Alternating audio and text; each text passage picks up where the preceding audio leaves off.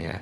Wa min a'dhami asbabi dhiqis sadri, termasuk sebesar-besarnya sebab sempitnya hati.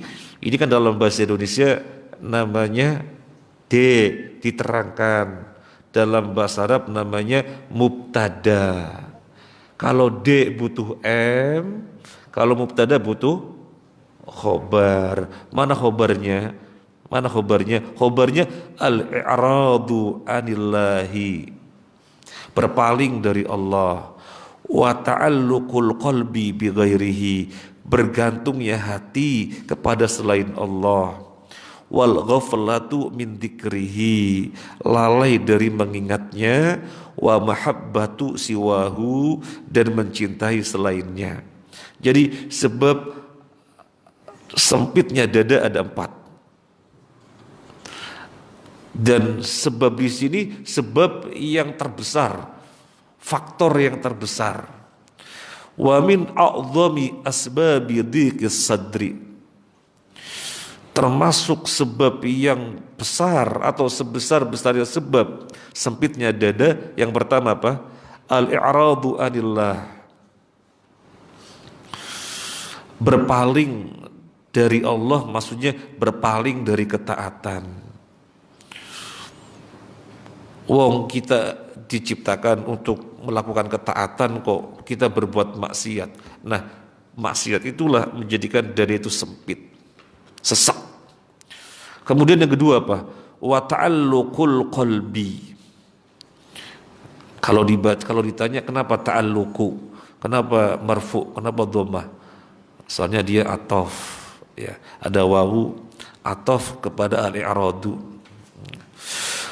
Wa ta'alluqul qalbi, dan bergantungnya hati bi ghairihi, kepada selain Allah. Jadi mestinya hati hanya bersandar kepada Allah, tapi masih terikat dengan selain Allah.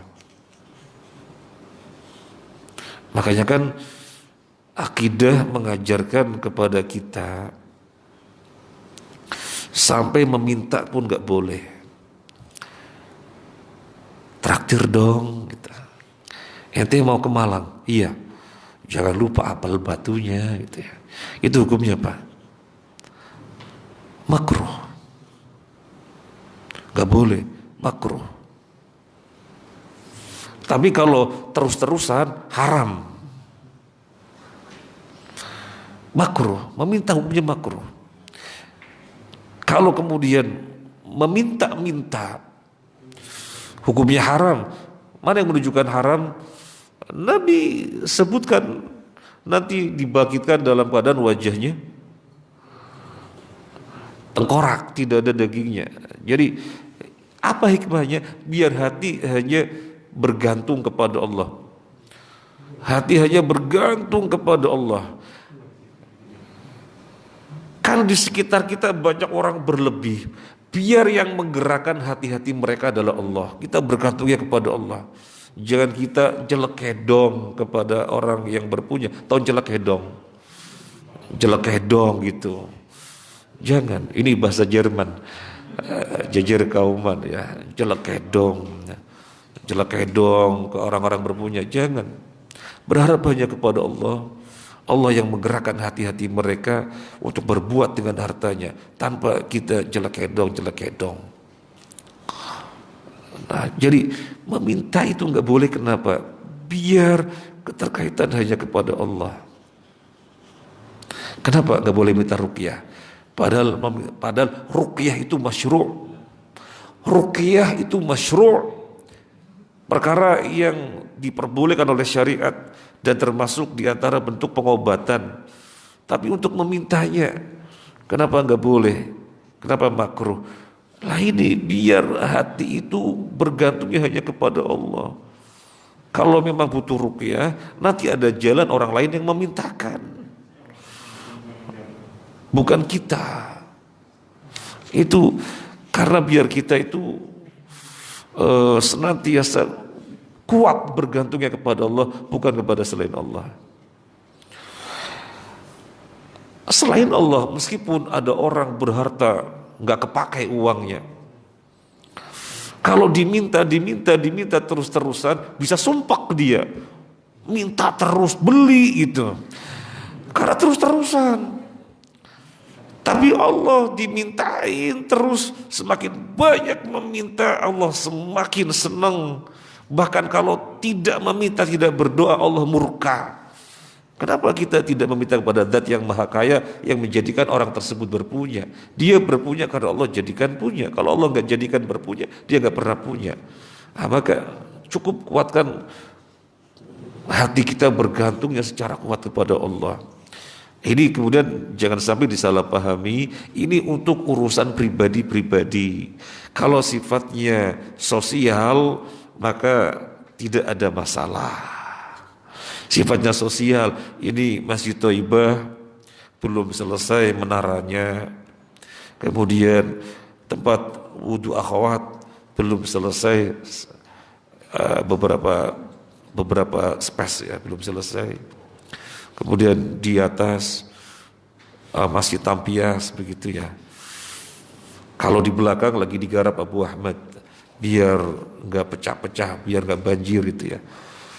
Dan ada yang proposal, ya itu nggak apa-apa, karena bukan untuk urusan pribadi, tapi untuk urusan pribadi kantungkan segala urusan kepada Allah Azza wa Jalla. Kemudian apa yang ketiga? Yang menjadikan orang itu sempit, sesak dadanya. Tidak berzikir. Orang kalau banyak berzikir itu fresh. Orang kalau banyak berzikir fresh. Makanya nggak usah dengar musik. Musik menjadikan kita lalai. Biar kita itu banyak zikir. Berkendara nyetir, subhanallah, subhanallah, subhanallah.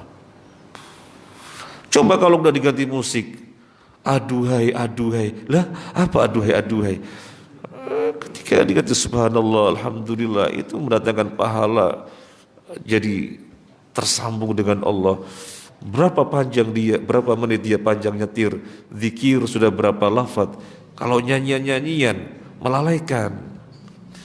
Itulah kenapa Nabi melarang musik dalam Islam. Di antaranya itu, la yakunanna min ummati aqwamun yastahiluna al-hira wal harira wal khamra wal ma'azif.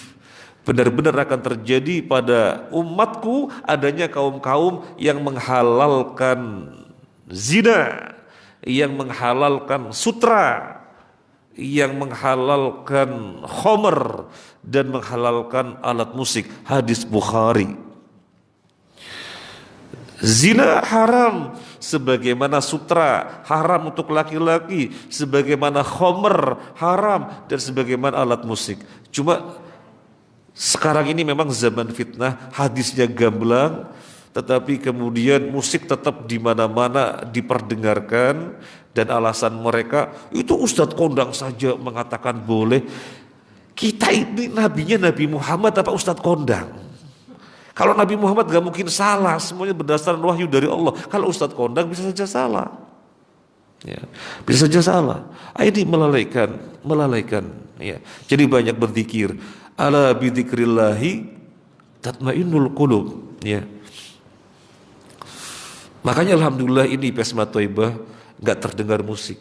Yang terdengar adalah murotal. Tidak terdengar nyanyian, yang terdengar ceramah. Karena ini bentuk-bentuk zikir kepada Allah. Nah, biar kita 24 jam banyak kebaikan. Jangan 24 jam kebaikan enggak, kemudian banyak kemaksiatan dan yang lainnya, waliyadzubillah. Kemudian yang keempat apa? Kata Ibnul Qayyim, wa mahabbatu siwahu, mencintai selain Allah. Jadikan Allah sebagai zat yang dicintai. Kalau kita mencintai perkara-perkara selain Allah, mencintainya tidak lain karena Allah. Jadikanlah Allah sebagai zat yang dicintai. Kalau ada perkara-perkara lain yang kita cintai, tidak lain dalam rangka mencintai Allah. Dalam rangka mencintai Allah. Jadi itu kaidah. Kalau saya mau mengambil ini karena saya suka, karena Allah enggak, jangan. Kalau saya berbuat ini karena suka, itu dalam rangka mencintai Allah. Iya, ambil. Jadi jadikanlah Allah parameter cinta. Saya futsal, senang. Terus gimana? Badan sehat, ibadah nanti kuat. Futsal. Gitu. Saya mau makan yang enak. Kenapa? Dalam rangka mensyukuri nikmat Allah, dikasih rezeki makan enak. Makan yang enak. Gak dilarang, jangan diharamkan. Tetapi yang Allah suka jangan berlebihan. Nah itu jangan berlebih-lebihannya, nanti Allah tidak suka. Jadi jadikanlah Allah sebagai parameter dalam masalah cinta. Ini saja yang bisa kita sampaikan sampai 44. Semoga bermanfaat. Saya sampaikan ini khususnya agar saya secara pribadi banyak bercermin dan seandainya bermanfaat bagi umum untuk kaum muslimin. Terima kasih dan mohon maaf atas hal-hal yang kurang berkenan. Subhanakallahumma wa bihamdika asyhadu an la ilaha illa anta astaghfiruka wa atubu ilaik. Assalamualaikum warahmatullahi wabarakatuh.